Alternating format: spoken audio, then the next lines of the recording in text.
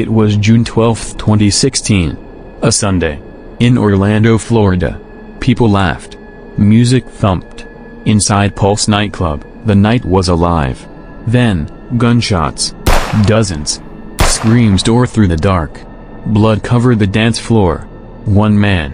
One rifle. 49 innocent lives. Ended in seconds. Why did he do it? Was it hate? A twisted mission? He called 911. And claimed he pledged to ISIS. But the truth was even darker.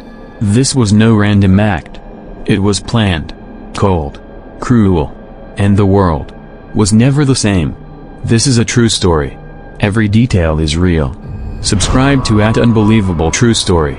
And watch to the end, because the truth behind the Pulse shooting still haunts us all. 2:02 a.m. Sunday, June 12, 2016, Pulse nightclub, Orlando, Florida, USA. It started like any other Saturday night in Orlando. The streets buzzed with life, lights, and music. Pulse nightclub was packed. Latin night. Over 300 people danced inside. The air was hot, loud, joyful. Friends hugged. Couples kissed under rainbow lights. Laughter filled every room. But outside, just beyond the parking lot, a man sat in a rented Dodge van. He checked his phone, checked his gun, and took a deep breath. His name was Omar Mateen. And in less than 30 minutes, he would carry out the deadliest mass shooting in U.S. history at the time. 12 hours earlier, 1 p.m. Omar Mateen walked into a local gun store. He'd already bought weapons before. He wasn't new to this. The employees barely remembered him. He bought ammunition. A lot of it. Then left. He was quiet. Calm. He didn't look like a man planning a massacre. But Mateen had been planning it for weeks. He had visited Pulse before. He had studied its layout. He even used Google Earth to scope it out. Why Pulse? Why that night? That answer would shock the entire nation. Born in 1986 in New York to Afghan parents, Omar was raised in Florida.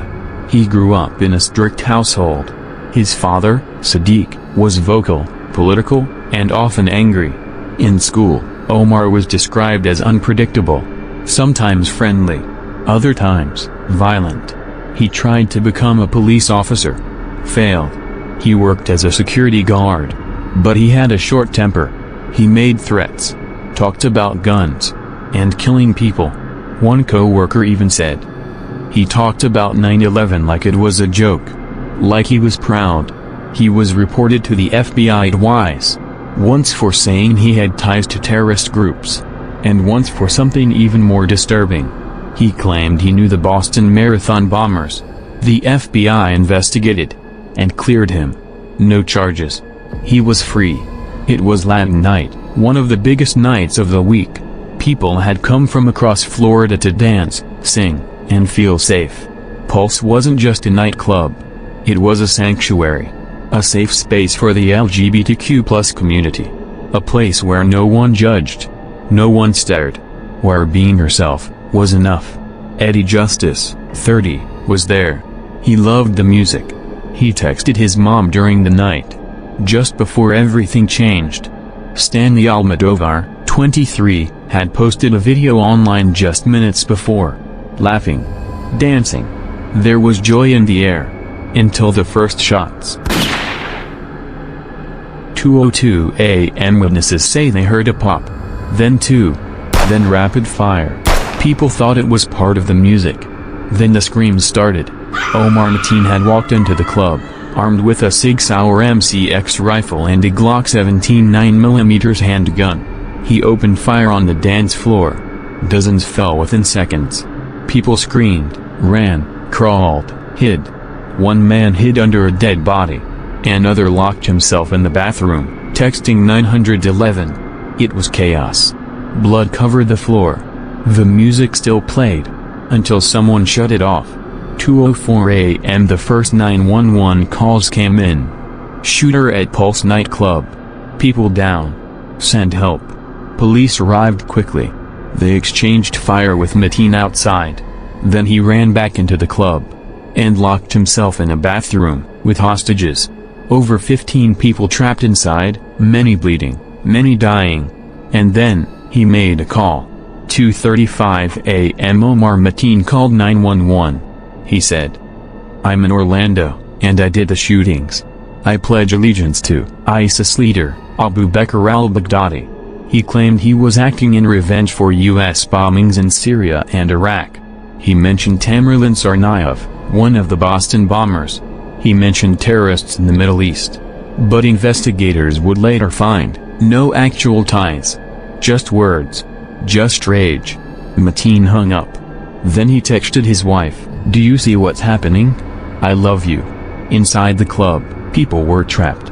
Eddie Justice, hiding in the bathroom, texted his mother, "Mommy, I love you." In club they shooting. Trap in bathroom. Call police. I'm gonna die. His mother replied, "They're coming, baby. Stay strong. Keep hiding." But the messages stopped. She never saw her son again. For 3 hours, Mateen held people hostage. Police tried to negotiate. They listened to him talk about ISIS. But his words were jumbled, contradictory. Outside, families gathered. Some crying, some screaming, some praying. Police decided they couldn't wait any longer. They prepared to breach. 5 a.m. An armored vehicle smashed into the club. SWAT teams stormed inside. Gunfire erupted. Dozens of bullets. One officer was shot in the head, but survived.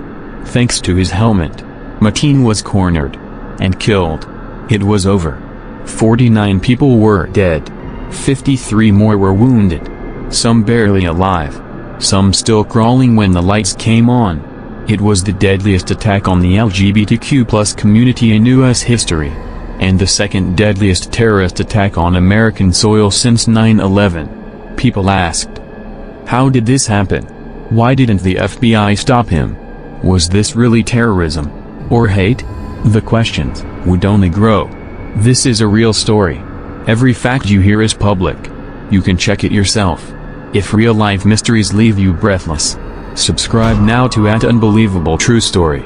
Because the next truth we uncover might hit even closer to home. The sun rose over Orlando. But the city remained in darkness.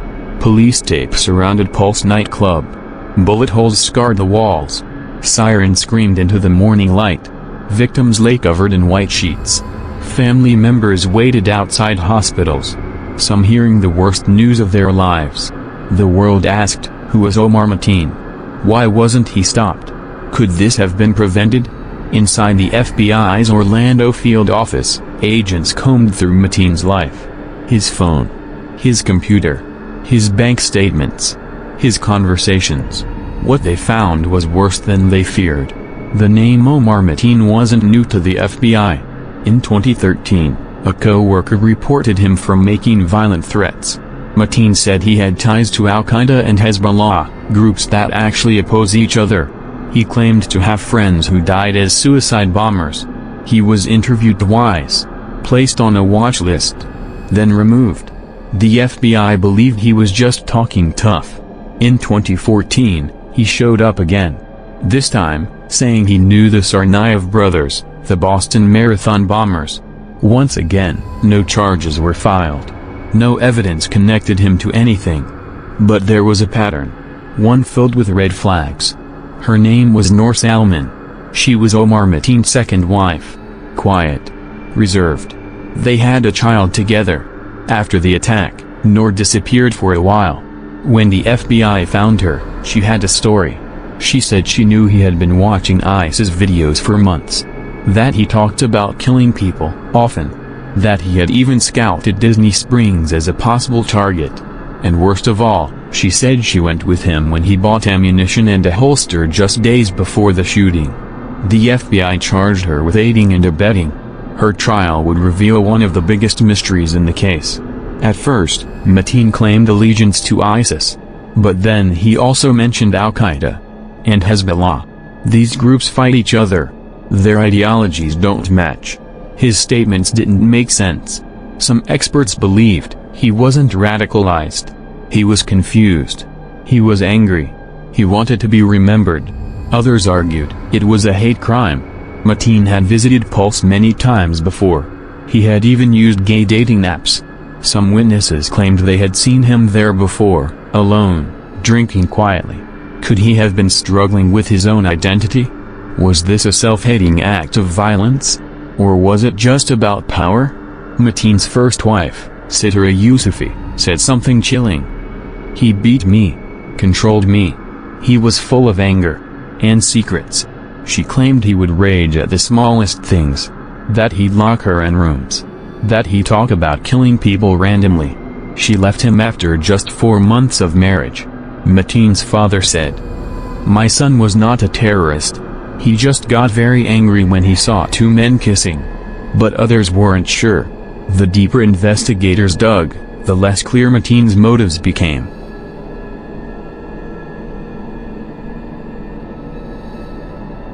On Mateen's phone, the FBI found searches like Pulse Orlando events tonight, how to rent an assault rifle, ISIS videos, mass shootings in the US but also gay clubs in Orlando, how to hide sexual identity, Islam and homosexuality.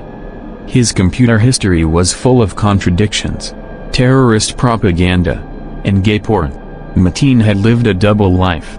Theories poured in. Theory 1, Islamist terrorist attack. He pledged to ISIS. He made it a political message. He struck during Ramadan. He had watched beheading videos for years. Theory 2, hate crime against LGBTQ+. He had gay dating apps on his phone. Visited Pulse before. Hid his own sexuality. Felt shame, rage, and targeted the very community he may have been part of. Theory 3, desperate need for attention. He was angry at the world. Failed to become a police officer. Felt ignored. Wanted to be remembered. Wanted to leave a legacy. Even if it wasn't blood. Which was the truth? Or was it all of them? In 2017, Noor Salman was arrested. She faced charges of material support to terrorism and obstruction of justice. Prosecutors claimed she knew about the attack ahead of time. That she helped him scout Pulse. That she drove with him and saw him carry weapons. The defense argued she was a victim of abuse, manipulated, terrified, and had been coerced into false confessions during a long FBI interview with no lawyer present. After weeks of testimony, she was found not guilty on all charges. The verdict sparked national outrage. Some said she got away. Others said justice had been served. But one thing remained clear. Mateen acted alone. And the horror he left behind was very real. Let's pause and remember some of the lives lost that night. Amanda Alvear, 25, a nursing student, known for her big heart. Christopher Lanonen, 32, who died beside his boyfriend, Juan. Mercedes Mary Sol Flores, 26, loved music and dancing. Antonio Devon Brown, 29, an Army captain, the first African-American ROTC graduate from FAMU. Luis Vielma, 22, worked at Universal Studios, beloved by co-workers. Each name was a world, a dream, a voice, silenced. Vigils were held across the U.S. Thousands gathered, candles in hand, tears falling silently. At the Stonewall Inn in New York, the site of a historic LGBTQ+ uprising, crowds chanted, "We will not be erased." President Obama spoke solemnly. This was an act of terror. And an act of hate. The nation grieved. But also questioned. Are we safe in nightclubs anymore? How did a man under FBI watch buy a semi-automatic rifle legally? Why are LGBTQ+ spaces still targets? Mateen used a Sig Sauer MCX, often called an AR-15 style rifle. It was legally purchased. He had passed background checks. Despite being on a watch list. Being reported for violent behavior. Making threats at work. Being previously investigated by the FBI. Laws failed. People died.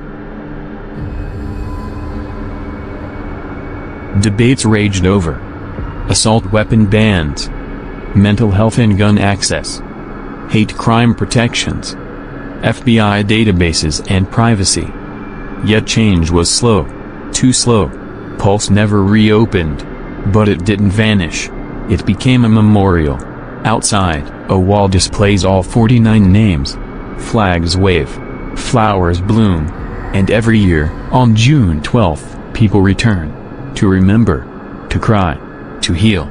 This is not fiction. Every detail is part of a real case that you can verify yourself. Omar Mateen's body was barely cold when the world asked, why? Who was he? Really? A terrorist? A homophobe? A self-hating gay man? A ticking time bomb ignored for too long? FBI profilers and psychologists pored over years of his life. And what emerged was a deeply fractured man, one who lived a lie, wore a mask, and finally snapped. He was narcissistic, said one report. A man desperate for control. In a world where he felt powerless. Rejected by police academies. Bullied in school. Mocked at work. Violent at home. Omar had no place in the world. So he tried to rewrite his own story in the most horrific way imaginable.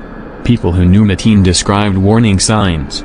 He would laugh at 9/11 footage in school. Bragged about wanting to be a martyr. Obsessed over Columbine shooters. Made homophobic and racist slurs. Beat both wives. Had violent mood swings. Still, he kept a clean record. He passed every background check. Held a state-issued firearms license. Worked as a security guard, for nearly a decade. His employer, G4S Secure Solutions, said they saw no issues.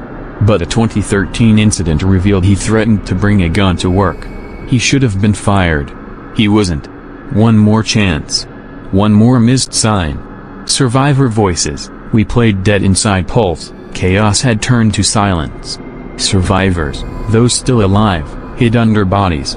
Some texted loved ones, whispering goodbyes.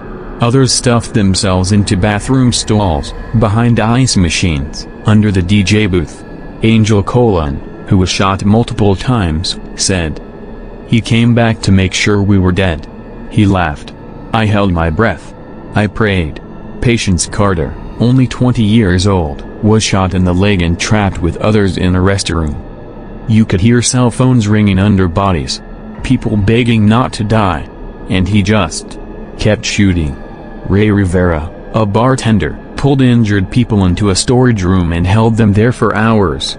I thought we were all going to die. I just told them, don't scream. Don't move. Don't give him a reason. At 2:35 a.m., while holed up in a Pulse bathroom, Mateen did something that shocked even investigators. He called 911. In a calm voice, he told the dispatcher, "I want to let you know, I'm in Orlando, and I did the shootings. I pledge my allegiance to Abu Bakr al-Baghdadi of the Islamic State." He called again. And again. A total of 3 separate calls. Why? FBI agents later believed it wasn't for ISIS. It was for attention. He wanted his name out there. He wanted to be remembered. A narcissistic wound, inflamed by rejection, failure, and identity crisis, had turned lethal. What baffled investigators was this. Mateen hated gay people, yet visited gay clubs. He praised ISIS, yet lived like a Western playboy. He was married with a child, yet flirted with men online. People who claimed to know him from gay apps said he used the screen name Omar Daddy. He reportedly propositioned men at Pulse, bought drinks, stayed late. So who was he really? One theory suggests, Mateen lived in a deep state of denial. He hated who he was. And hated others who lived freely. So he punished them. To destroy the mirror. In the weeks after the shooting, lawmakers scrambled. Why wasn't he stopped? He was reported to the FBI, twice. Known to show signs of violence. Practicing at gun ranges. Buying ammo by the box. Posting threats online. Yet still, he passed background checks. Many demanded changes. Expanded background checks. No-fly, no-buy gun laws. Limits on assault rifles. Watch list transparency. But political gridlock held strong. Bills were proposed. And failed. The families of the 49 victims were left to wonder. Was our loved one's death preventable? The Pulse shooting didn't just shake Orlando. It rocked the entire world. Cities lit up in rainbow colors. From the Eiffel Tower to the Sydney Opera House, the globe stood in solidarity. Pope Francis released a statement. The Queen of England sent condolences. Presidents across Europe and Asia expressed outrage and sorrow. In the US, it reignited long-held tensions. Gun rights versus gun control. Religious freedom versus extremism. LGBTQ+ safety versus societal denial. Immigration, surveillance, mental health, and more. Pulse became a turning point in American history. Not because it was the first, but because it was the loudest cry for real change. Across the country, pride parades took place with heavily armed guards. In some cities, they were almost cancelled. Yet people marched. In Orlando, rainbow flags covered fences and walls. A sea of candles surrounded Pulse for weeks. Hundreds sang, cried, and held hands. One survivor said, "I lost my friends. I almost lost my life. But I will not lose my pride." A mother of one victim held a sign. "Love will win. Even over this." This is a real story. Every fact you hear is public. You can check it yourself. If real-life mysteries leave you breathless, subscribe now to @Unbelievable True Story. Because the next truth we uncover might hit even closer to home. Months passed. Then, a quiet change. The FBI revised its watch list procedures. More detailed reviews. More follow-ups. More scrutiny. But it was too late for the 49 who died at night. Florida passed the Marjorie Stoneman Douglas Public Safety Act in 2018 after another shooting. It included red flag laws and age limits. But critics argued, Pulse should have been the turning point. Why did it take more blood? Every year, the date returns. June 12th. Some survivors light candles. Some stay in bed. Others speak to crowds, turning pain into power. Pulse is now an official national memorial. A museum is being built. The street has been renamed Pulse Way. But trauma doesn't vanish. Nightclubs everywhere changed. More guards. More exits. Less dancing. More looking over shoulders. Because no one ever thought Pulse would be a target. Until it was. This is not fiction. Every detail is part of a real case that you can verify yourself. Did Mateen hate who he was? Or who others were? Was he seeking fame? Or redemption? Could Noor Salman have done more? Were there other people who suspected, and stayed silent? What does it say about us? That the signs were so loud, yet so ignored? Mateen died in the Pulse bathroom, alone, surrounded by blood. But he took 49 lives with him. Wounded 53 more. And left scars on thousands. And yet, those who survived did something he never could. They roused. They told the story. They demanded justice. They loved louder. And today, Pulse still stands. But it's not just a nightclub. It's a tomb. A prayer. A warning. And every rainbow flag fluttering in the wind outside it is a reminder that love outlives hate. If you're drawn to real stories that stay with you, subscribe now to @Unbelievable True Story. Because every week, we reveal the darkest truths hidden in plain sight. June 12, 2016.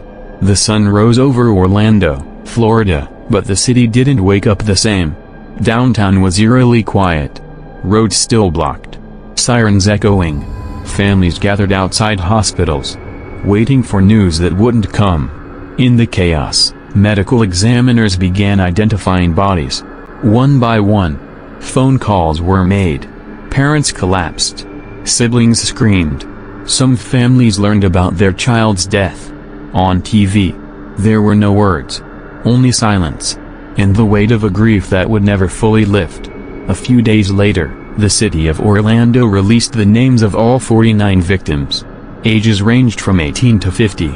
Many were Latinx. Many were part of the LGBTQ+ community. Many were immigrants.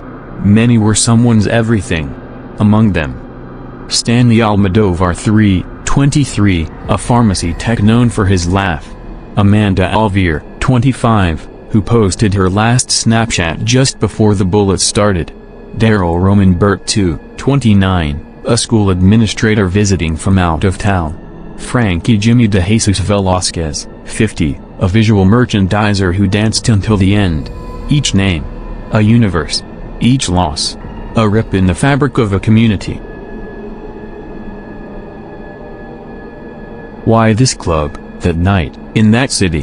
Mateen never gave a full answer. During hostage negotiations, he spoke in circles. Sometimes he claimed allegiance to ISIS. Other times he mentioned al-Nusra Front, a rival of ISIS. The FBI later said, "There's no evidence he was directed by any terror group. He was radicalized online. But he acted alone. And yet, his hatred was real. His planning, methodical. He knew Pulse was LGBTQ+. He knew it would be packed on Latin night. He knew they'd be dancing, joyful, unarmed. Some called it terrorism. Others, a hate crime. Most agreed, it was both. Each victim left behind a family, many of them immigrants who didn't speak English. Some were undocumented. They were scared to come forward. But Orlando rallied. Lawyers offered help. Counselors showed up to vigils. Local churches opened their doors to everyone, no matter who they were or who they loved. One mother, Christine Lane Onan, whose son Christopher died in the shooting, said on live television, "I'm a straight woman. But I gave birth to a gay man. And he was more loving than most people I've ever met." She became one of the leading voices for gun reform. So did other families. Some, broken. But not silent. Perhaps the most controversial chapter after the shooting came months later. When the FBI arrested Noor Salman, Mateen's wife.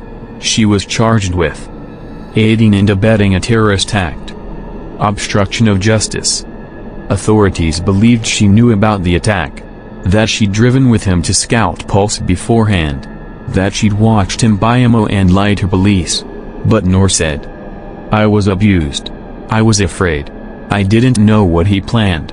During the trial, her defense revealed she was isolated, often beaten, not present at the crime scene, had a low IQ and no direct ties to terrorism.